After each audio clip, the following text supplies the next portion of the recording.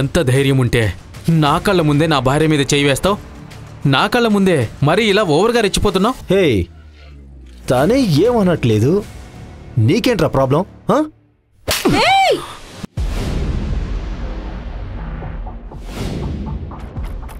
ఆ రోజు ఊహించని ఒక పెద్ద సమస్య తన మీదకి వచ్చి పడడంతో బాధగా కూర్చొంది లాస్య. ఆమెను చూసి ఓదార్చడానికి దగ్గరికి వచ్చాడు ఆమె భర్త సాగర్. లాస్య, ఏంటి మొహం అదోలా పెట్టావు? ఏదైనా ప్రాబ్లమా?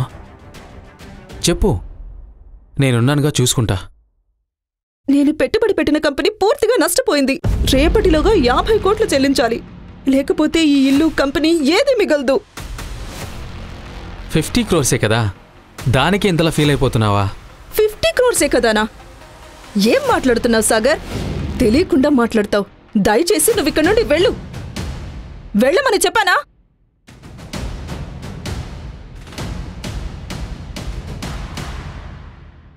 వీడెక్కడ మనిషి? నీ సమస్యకి అతనికి అసలు సంబంధమే లేనట్టు వెళ్ళిపోయాడు. ఇలాంటి వాడినా నువ్వు వెంటపడి ప్రేమించావు? ఇలాంటి వాడిని నువ్వు ఎలా సెలెక్ట్ చేసుకున్నావో నాకు అస్సలు అర్థం కావటం లేదు. తన తల్లి శైలజన్న మాటలు లాస్యను మరింత కోపానికి గురిచేశాయి. కానీ అదే నిజం. సాగర్ ఒక ఇల్లరికం అల్లుడిలా వచ్చిన ఒక సాధారణ యువకుడు. 2 ఏళ్ల క్రితం హైదరాబాద్లోనే అత్యంత సంపన్నుడు అయిన చంద్రశేఖర్ ఏకైక కుమార్తె చందనాను ఒక రహస్యం కారణంగా సాగర్కిచ్చి పెళ్లి చేశాడు. సొంతింట్లోనే ఎవరు లేని ఒక అనాథలా జీవిస్తున్నాడు సాగర్.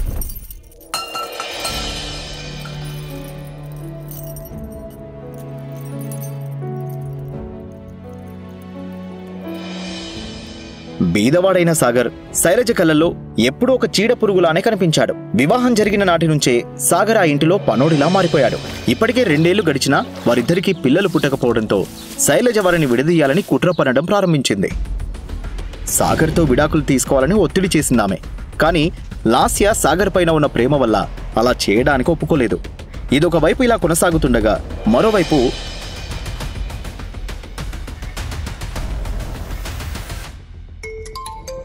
మేడం, ఇక్కడ కంపెనీలో పెద్ద గొడవ జరుగుతుంది మేడం. ఉద్యోగులు ఎవరు పనిచేయడం లేదు, స్ట్రైక్ చేస్తామని బెదిరిస్తున్నారు మేడం అని తన అసిస్టెంట్ అంజలి చెప్పగానే లాస్య కాళ్ళు వణకడం మొదలైంది. నెల ప్రారంభమైన ఇంకా జీతాలు రాలేదని చాలా కోపంతో ఉన్నారు. రేపటిలోగా జీతాలు ఇవ్వకపోతే కంపెనీని ధ్వంసం చేస్తామని బెదిరిస్తున్నారు మేడం. ఇప్పుడు ఏం చేయాలి మేడం?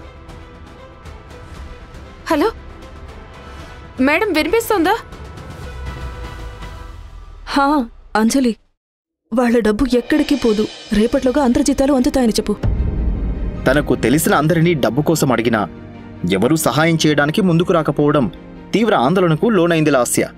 అదే సమయంలో లాస్య ఫ్రెండ్ దర్శిని నుంచి తనకు కాల్ వచ్చింది.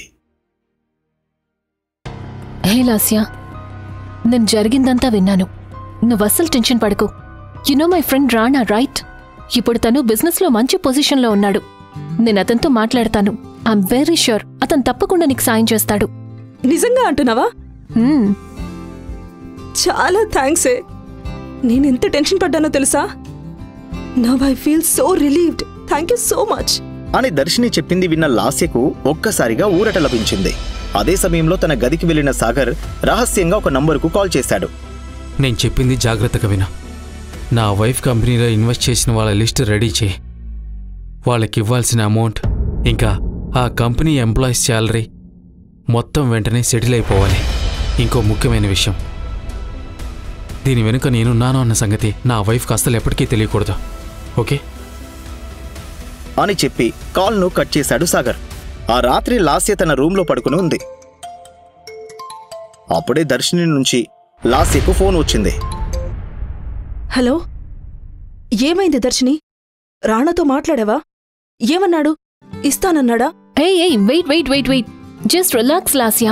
నేను రాణాతో అంతా మాట్లాడాను. నీకు హెల్ప్ చేయడానికి తను ఓకే చెప్పాడు. రేపే నీ ఆఫీస్కొచ్చి క్లయింట్స్ అందరినీ కలుస్తా అన్నాడు. చాలా thanks Darshini. Thank you so much. నీ హెల్ప్ను నేను ఎప్పటికీ మర్చిపోను అని చెప్పి కాల్ కట్ చేసింది లాస్య. మరుసటి రోజు ఆఫీస్కు వెళ్తున్న లాస్య కారు పంచర్ అవడంతో తన ఆఫీస్ వరకు డ్రాప్ చేయడానికి వచ్చాడు సాగర్. ఆఫీస్కు చేరుకున్న లాస్యను స్కూటర్ మీద రావడం చూసిన తన సెక్రటరీ,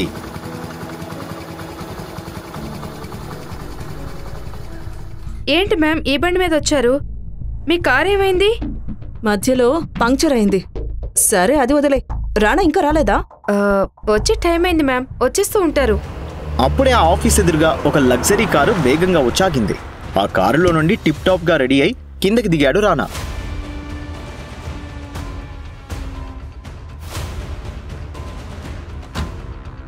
అతను రాగానే లాస్య అతని దగ్గరికి వెళ్ళి, హాయ్ రాణా. హాయ్ లాస్యా, వచ్చి చాలాసేపు అయిందా? లేదు లేదు, ఇప్పుడే వచ్చాను. అక్కడ ఉన్న సాగర్ స్కూటర్ని చూస్తూ, వాట్, ఈ బండి మీద? ఇలాంటి డొక్కు బండి పైన ఎందుకు రావడం? చెప్పుంటే నేనే నిన్ను పికప్ చేసుకునేవాణ్ణి కదా. పికప్ అన్న పదాన్ని రానా ఉద్దేశపూర్వకంగా నొక్కి చెప్పడంతో కోపంతో రగిలిపోయాడు సాగర్. సరే అది వదిలే. రాణా, క్లయింట్స్ తో మాట్లాడావా? అదేం ఇష్యూ అవ్వదు కదా? కమ్ ఆన్ లాస్యా, నేనుండగా నువ్వెందుకు టెన్షన్ పడతావు అని అంటూ లాస్య భుజం మీద చేసి రానాను చూసిన సాగర్ కోపంతో అతని కాలర్ పట్టుకుని, రేయ్ హే చేతి, ఎవరా నువ్వు? అవును, ఎవరితను? నీ బాడీ గార్డా? ఇలాంటి లో క్లాస్ వాళ్ళను ఎందుకు నీతో తీసుకొచ్చావు? ఎంత ధైర్యం ఉంటే నా కళ్ళ ముందే నా భార్య మీద చేయి వేస్తావు? నా కళ్ళ ముందే మరీ ఇలా ఓవర్గా రెచ్చిపోతున్నావు? హే, తానే ఏమనట్లేదు, నీకేంట్రా ప్రాబ్లం? లాస్య మరియు తన ఆఫీస్ ఎంప్లాయీస్ అందరి ముందు అలా కొట్టడంతో రానా చాలా అవమానంగా ఫీల్ అయ్యాడు. సాగర్, ఏంటి నువ్వు చేసిన పని? నా జీవితం నాశనం చేయడానికి ఇక్కడికి వచ్చావా? నాకు హెల్ప్ చేయడానికి వచ్చిన వ్యక్తిని ఇలా అవమానిస్తావా? నాపైన ఎందుకు లాస్య కోపడుతున్నావు? అతను అన్న మాటలు నీకు తప్పుగా అనిపించలేదా? అతను చేసిన దాంట్లో ఏం తప్పుంది? నేను ఏ పరిస్థితిలో ఉన్నానో నీకు తెలీదా? కోపంగా మాట్లాడుతున్న లాస్య ముందు నుండి ఉన్న రానా వెళ్లిపోయే ప్రయత్నిస్తాడు. రాణా, రాణా, ప్లీజ్ రాణా, వెళ్ళొద్దు రాణా. సాగర్ చేసిన తప్పుకు నేను సారీ చెబుతున్నా. ప్లీజ్ రాణా, నువ్వు లేకపోతే ఈ ప్రాబ్లం నుండి ఎవరు నన్ను కాపాడలేరు. అది నీకు తెలుసు, కానీ నీ మొగుడికి తెలియట్లేదే.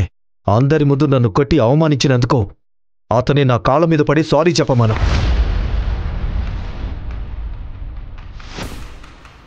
ఏంటి సాగర్, ఇంకా నిలబడి చూస్తున్నావు? వెళ్ళి రాణాకి సారీ చెప్పు సాగర్. నేను అతని కాళ్ళ మీద పడాలా? నీకేమైనా మతిపోయిందా లాస్య? పోయిపోయి వాడి కాళ్ళ మీద పడమంటావు? సారీ లాస్యా, ఇంత జరిగాక ఇక్కడ ఉండడం నాకు అవమానంగా ఉంది. నీ ధైర్యవంతుడైన భర్త ఉన్నాడుగా, అతన్నే నీ ప్రాబ్లం సాల్వ్ చేయమను అని కోపంతో కారు ఎక్కి అక్కడి నుంచి వెళ్లిపోయాడు రానా. అది చూసి లాస్య, ఇప్పుడు నీకు సంతోషమా? నన్ను ఇలా రోడ్డు మీద ఒంటరిగా నిలబెట్టేశావు కదా. ఎందుకయ్యా నీకు అంతీగో? ఒక సారీ చెప్పడం వల్ల నీ సొమ్ము ఏమైనా పోతుందా? ఛ, ఇన్ని రోజులు నువ్వు కేవలం పనికిరాని వాడు అనుకున్నా, కానీ ఇప్పుడు తెలిసింది నువ్వు నిజంగా ఒక సాడిస్ట్ అని. నీ మొహాన్ని మళ్ళీ నాకు చూపించకు. దయచేసి ఇక్కడి నుంచి వెళ్ళిపో, మళ్ళీ తిరిగి రావద్దు అంటూ లాస్య కోపంతో అక్కడి నుంచి వెళ్లిపోయింది. లాస్య, నేను చెప్పిందే జరిగిందా? చెప్పాను కదా, మొద్దును పెళ్లి చేసుకుంటే ఇలాగే అవుతుందని. ఇప్పుడేమైందో చూసావా? అతని బుద్ధి చూపించాడు కదా, ఇప్పుడు వాడి వల్ల మనమంతా రోడ్డున పడ్డాం. లాస్యా, ఒక్క నిమిషం. నేను రాణాతో మాట్లాడాను. తను ఇప్పుడు కూడా నీకు హెల్ప్ చేయడానికి సిద్ధంగా ఉన్నాడు. కానీ ఒక కండిషన్. నువ్వు సాగర్తో డివోర్స్ తీసుకొని రాణాని పెళ్లి చేసుకోవడానికి ఒప్పుకుంటే వెంటనే నీ ప్రాబ్లం సాల్వ్ చేయడానికి రాణా రెడీగా ఉన్నాడు. తన మీద ఎందుకు కోపం? దర్శిని చెప్పిన దాంట్లో తప్పే ఉంది. రాణాకి ఏం తక్కువ? డబ్బు లేదా, అంతస్తు లేదా? చూడ్డానికి కూడా లక్షణంగా ఉన్నాడు. ఈ బికారును వదిలేసి నేను చెప్పేది విని రాణాని పెళ్లి చేసుకో అంటూ శైలజ చెప్పింది విన్న లాస్య ఆలోచనలో పడిపోయింది. ఆ సమయంలోనే లాస్యకు తన క్లయింట్ నుండి ఫోన్ వచ్చింది. నమస్తే మేడం, మీరు చెప్పినట్టుగానే మొత్తం అమౌంట్ సెటిల్ చేసినందుకు చాలా సంతోషం. మీరు చెప్పినట్టుగానే మీ కంపెనీ డాక్యుమెంట్స్ అన్నీ మీకు పంపించేశాను. ఆ రోజు మీతో తప్పుగా మాట్లాడినందుకు నన్ను క్షమించండి అంటూ ఆ క్లయింట్ చెప్పింది విన్న లాస్య అయోమయంలో ఉండిపోయింది. ఆ సమయంలో సెక్రటరీ నుంచి తనకు కాల్ వచ్చింది. ఎవరో ఒక అతను మన ఎంప్లాయీస్ అందరికీ శాలరీ క్రెడిట్ చేశారు మ్యామ్. ఎంప్లాయీస్ అందరూ స్ట్రైక్ కూడా ఆపేశారు. అది చెప్పడానికి మీకు కాల్ చేశాను మేడం. సెటిల్ చేసేసారా? అవును మ్యామ్. హే లాస్యా, ఏమైంది? ఎవరు ఫోన్ చేశారు? అది విన్న లాస్య ఆశ్చర్యంతో, నా క్లయింట్ ఫోన్ చేసి డబ్బంతా ఎవరో ఒకరు సెటిల్ చేశారని చెప్పారు. నా ఎంప్లాయీస్కి శాలరీ కూడా పంపించారు. ఏంటి? ఇది ఎవరు చేసుంటారు? నీకింకా అర్థం కాలేదా? ఇదంతా చేసింది రాణానే అయ్యుంటాడు. అతన్ని అంతగా అవమానించినప్పటికీ నీకోసం ఇంత సాయం చేశాడు. అలాంటి పరిస్థితుల్లో వేరే ఎవరున్నా వదిలేసి వెళ్ళిపోతారు. ఇప్పటికైనా తెలుసుకో నిన్నెవరు నిజంగా లవ్ చేస్తున్నారని అంటూ దర్శిని చెప్పగానే లాస్య ఆలోచనలో పడింది. ఇంకో పక్క సాగర్ రహస్యంగా ఒకరికి ఫోన్ చేసి, నేను చెప్పే జాగ్రత్తగా విను.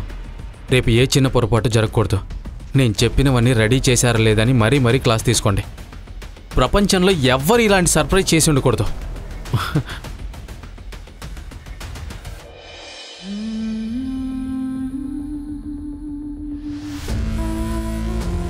కాల్ కట్ చేసి ఉదయం ఉత్సాహంగా లేచి సర్ప్రైజ్ ఇవ్వడం కోసం లాస్యని ఇంట్లో అంతా వెతికి చూశాడు. కానీ లాస్య ఎక్కడా కనిపించలేదు.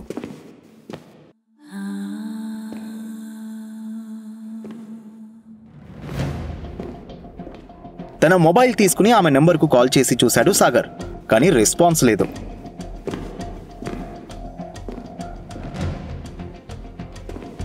ఎక్కడికి వెళ్ళుంటుందో అతనికి అర్థం కాలేదు. సాగర్ లాస్య ఫోన్కి మెసేజ్ చేస్తున్న అదే సమయంలో ఒక కారు వచ్చి తన ముందాగింది.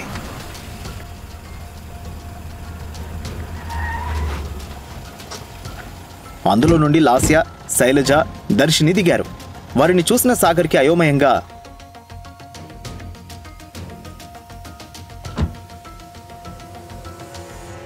ఏంటే వీడు ఎన్నడూ లేంది ఈరోజు కోటు సుట్టు వేసుకుని నిలబడ్డాడు? ఎక్కడైనా అద్దెకి తీసుకొచ్చాడంటావా? ఎక్కడైనా దొంగతనం చేశాడేమో ఆంటీ. ఏంటి లాస్య, ఎక్కడికి వెళ్ళిపోయావు? నిన్నెక్కడెక్కడ వెతికానో తెలుసా? నువ్వు కనిపించకపోయేసరికి ఎంత భయపడ్డానో తెలుసా? లాస్య, నిన్నే అడిగేది. ఎక్కడికైనా వెళ్ళేప్పుడు చెప్పి వెళ్ళొచ్చు కదా. అప్పుడే అదే కారులో నుంచి రానా బయటకు దిగడం చూసిన సాగర్ కోపంతో, అది వీడితో కలిసి వెళ్ళావా? వీడిని చూస్తేనే నాకు కంపరం వేస్తోంది. సరేరా, కారేకు, నీకు సర్ప్రైజ్ రెడీగా ఉంది. ఏంటి? నువ్వు తనకి సర్ప్రైజ్ ఇస్తావా? నువ్వు తనకి సర్ప్రైజ్ ఇవ్వడానికి ముందే మేము నీకు ఇంకో సర్ప్రైజ్ రెడీ చేశాం అంటూ దర్శిని చెప్పగానే ఆ మాటలు విన్న సాగర్ అయోమయంలో ఉన్నాడు. లాస్య, నువ్వే చెప్తావా లేక నన్ను చెప్పమంటావా? నేనే చెప్తాను. మీ ఇద్దరికి విడాకులిప్పించి లాస్యాకు రాణాతో పెళ్లి చేయాలని ఫిక్స్ అయ్యాము. దర్శిని చెప్పింది విని సాగర్ షాక్ అయ్యాడు. లాస్య, వీళ్ళందరూ కలిసి నిన్ను మోసం చేస్తున్నారు. వీళ్ళని నమ్మకో. వీళ్ళని నమ్మి వీణెలా నువ్వు? ఏయ్, నా గురించి మాట్లాడేంత అర్హత ఉందా నీకు? నా బ్యాంక్ బ్యాలెన్స్ ఎంతో తెలుసా నీకు? నా కార్ కాస్ట్ ఎంతో తెలుసా నీకు? హే, కార్ సంగతి వదిలే. కనీసం నేను పెట్టుకున్న గాగల్స్ కాస్ట్ ఎంతో తెలుసా నీకు?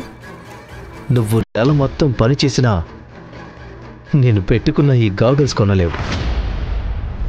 లాస్య, వీడు చెప్పినట్టుగా నిజంగా నేను పేదవాడిని నువ్వు వదిలేసి వెళ్ళిపోతున్నావా? చెప్పు లాస్య, నా దగ్గర డబ్బు లేదని నన్ను వదిలేస్తున్నావా? అవును, అందుకే నేను వదిలిపోతున్నాను.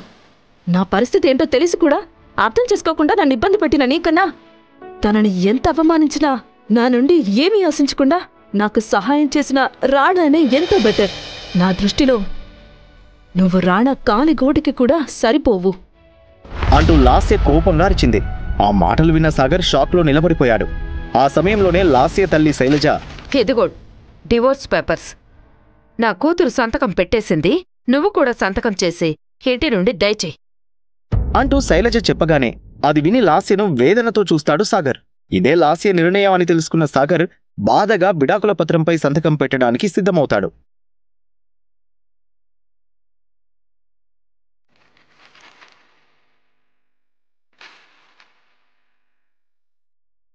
అప్పుడే ఎవరు ఊహించని విధంగా కొన్ని లగ్జరీ కార్లు ఆ వీధిలోకి వచ్చాగుతాయి. ఆ కార్లలో నుంచి సూటు వేసుకున్న 20 మంది ఆ కార్లలోంచి దిగి సాగర్ వైపు నడుస్తూ వచ్చారు.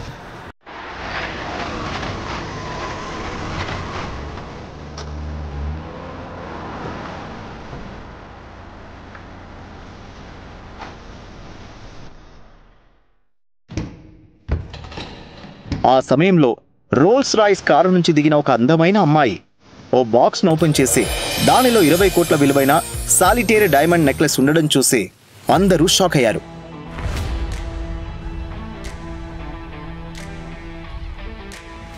అదంతా చూస్తుంటే సాగర్ ఇస్తానని చెప్పిన సర్ప్రైజ్ ఇదే అని వారికి స్పష్టంగా అర్థమైంది. ఇదంతా చూస్తున్న లాస్యకు తల తిరిగినట్టవడంతో వాంతి చేసుకుంది. షాక్లో ఇదంతా గమనిస్తున్న దర్శిని రానాకు ఒక్కసారిగా కాళ్ళ కింద భూమి కంపించినట్లయింది. ఆ తరువాత ఏం జరిగింది? సాగర్ లాస్య మళ్ళీ కలుసుకుంటారా? సాగర్ ఏ రహస్యాన్ని అందరి నుండి దాచిపెడుతున్నాడు? లాస్య సాగర్ చేసిన సహాయం గురించి తెలిసిందా? ఒక సామాన్య అల్లుడు 20 కోట్ల విలువైన డైమండ్ నెక్లెస్ ఎలా కొనగలిగాడు? లాస్య సాగర్కు పెళ్లి చేసేందుకు ఆమె తండ్రి ఏ కారణంతో ఒప్పుకున్నాడు? ఈ ప్రశ్నలన్నింటికీ సమాధానం తెలుసుకోవాలంటే వెంటనే పాకెట్ FM డౌన్లోడ్ చేసి ఈ ఆడియో సినిమా కింగ్ ఉచితంగా వినండి.